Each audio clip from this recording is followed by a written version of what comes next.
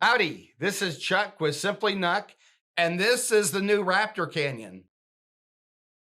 This is this is a really big box. It can't be a NUC. Oh wait, NUC doesn't necessarily mean the size. So there, I'm going to clarify a few things as we go through on sizes of NUCs. And yes, as you think of the traditional 4x4 NUC, we call that a NUC. This one Intel calls the Extreme because it is extremely big? No, because it's extremely powerful. We are going to take a look at the new Raptor Canyon today.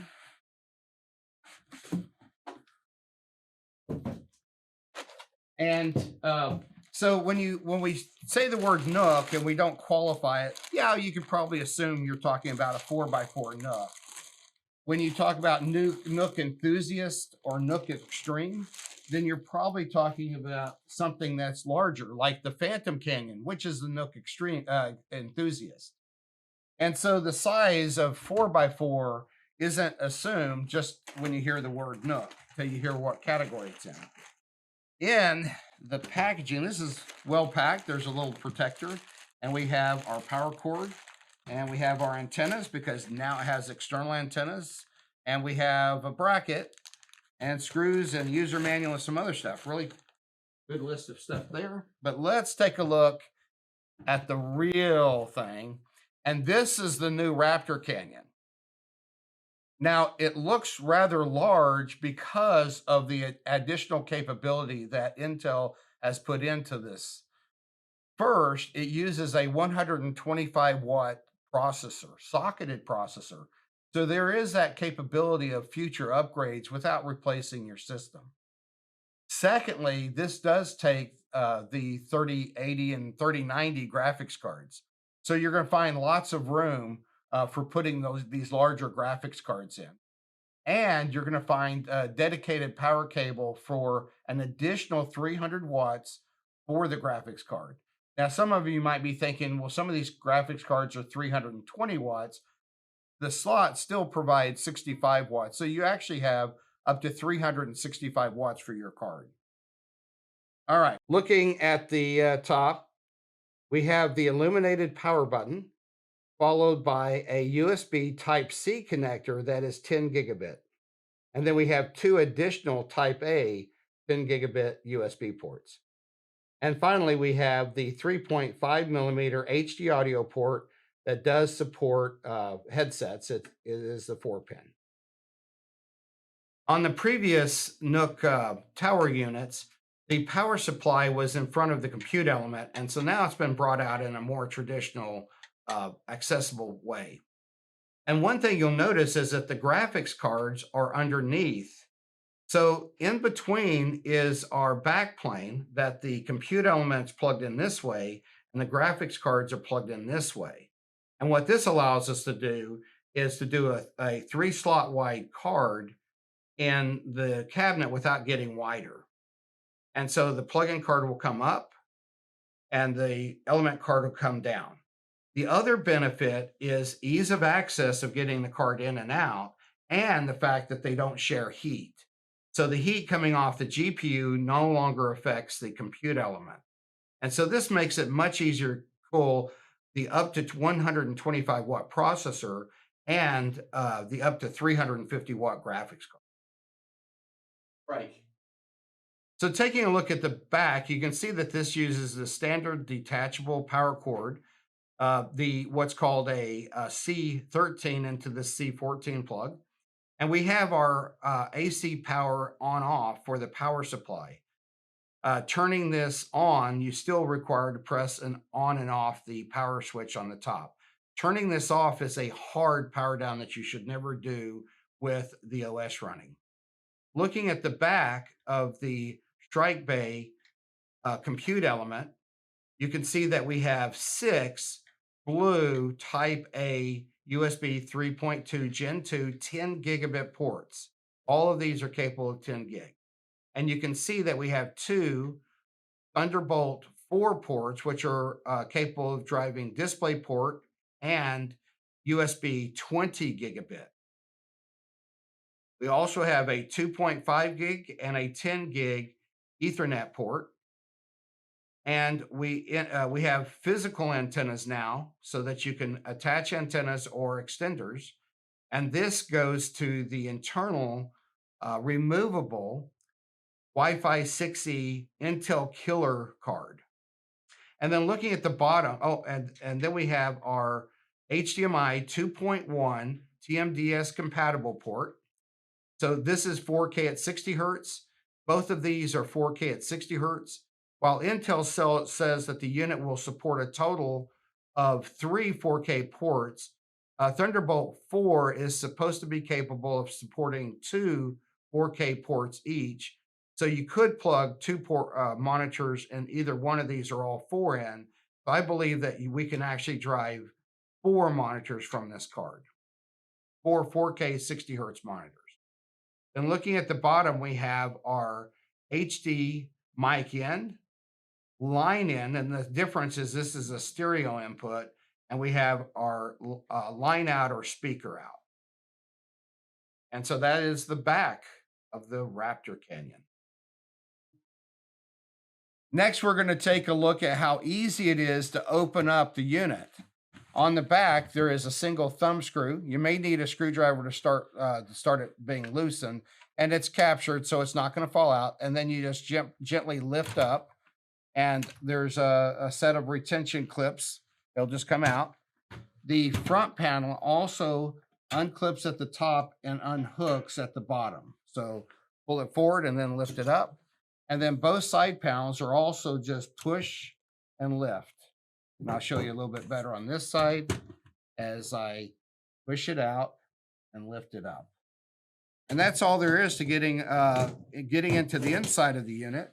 Let's take a look at the side. You can see the GPU plugs in the bottom of the card and has this entire cavity plus an extra cooling fan. And then the top cavity has the compute element in it, which we're going to take out next. Now, to get the compute element out, there is a brace in the way. So we're going to start by taking that off. There is, and I'm going to see if I can show you this. There's one screw on the top, at the front. There's one at the back.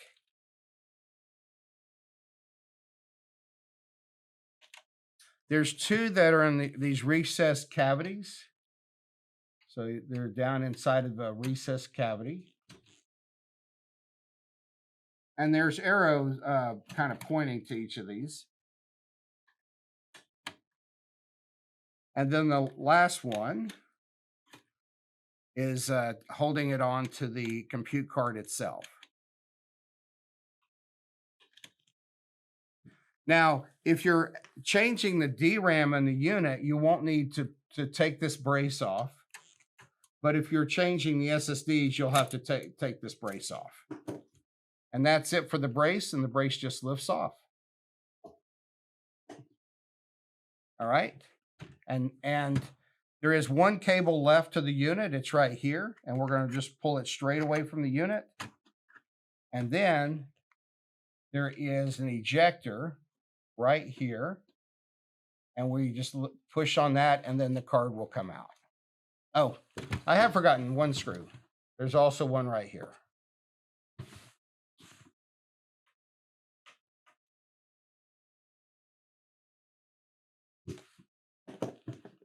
And then the card just lifts out. And you start by the I/O plate. You're going to want to twist it and pull it away from the I/O plate. And there's the compute element. And then here is the chassis.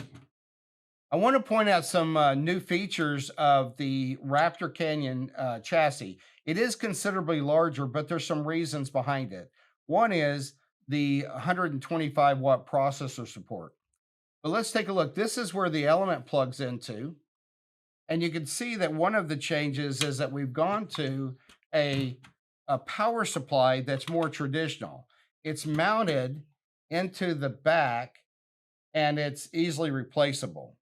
The previous units, the power supply was kind of buried and really difficult to get to. Also, to install the graphics card, Now, the other thing you'll notice that the cards are the element plugs on this side of the backplane board and the graphics card plugs this side. Well, let's take a look at how difficult that is. Oh, I'm sorry, that plate just comes straight off and unclips, making it really easy to plug your graphics card in there. And you can see the various power cables, but see how easy it is to now get a 3-slot wide graphics card down inside of here and plug it in, and then add your power connectors. Also, you'll notice the fans. So we have a large fan that is cooling the NUC element itself, and then a large one that's assisting with the graphics card. And then the power supply, of course, has its own cooling fan. The side panels, top and bottom, are all just vented holes, and so they allow air to easily move in and out of the chassis. You'll also see that the front plate, the top has the I/O, is all contained on this single cable that plugs into the NUC element. And then the power supply is the type that has detachable power cords, making it even easier to pull the power supply out and swap it. To pull the fans out is very easy. So while this is a much larger chassis, it's really easy to work with. And so that's the new features of the chassis itself.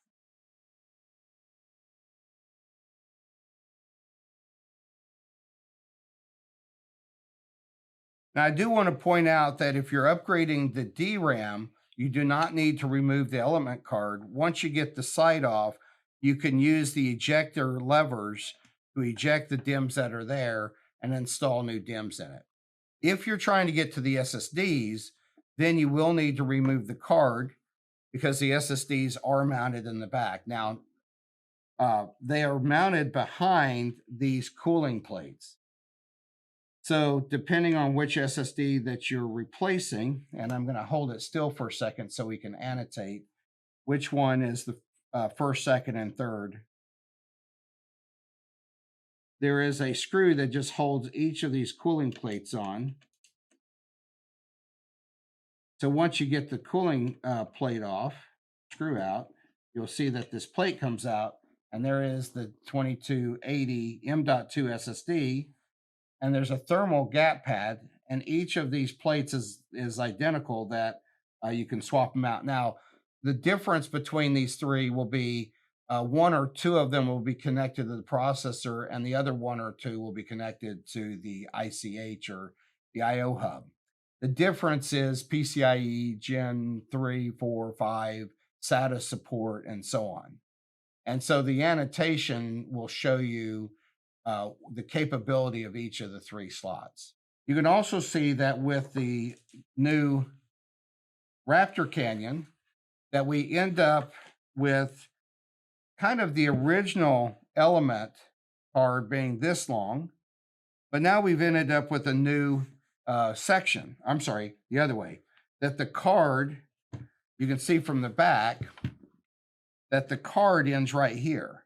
So this is the same length as the original compute elements. One thing you will notice is along the bottom are these new connectors have been added. And if you remember, the previous cards had lots of cables that plugged into the card. And so what they've done is they brought most of those signals to a connector, and now it just plugs in and gets, and that's why we're down to a single cable. That cable is the high-speed USB 3.3 or 3.2 Gen 2 10 gigabit signals. As a result, it won't work well coming off an edge connector and going to a cable without some signal loss. Now, what's been added is extra cooling, and you can see through there that this has got a couple of heat pipes going through it, and this is all cooling fins. The chassis has a fan that's drawing air across this cooling. Now, why is there an additional cooling heat sink from the one that's right here being cooled by this blower? The reason is that the original Elements had 65-watt processors. This new Raptor Canyon has a 125-watt socketed processor. So it's considerably higher in wattage, and it is replaceable because it is a socket. Head over to simplynook.com at the links below and configure a unit specifically for your needs. Thank you for joining me for this video today.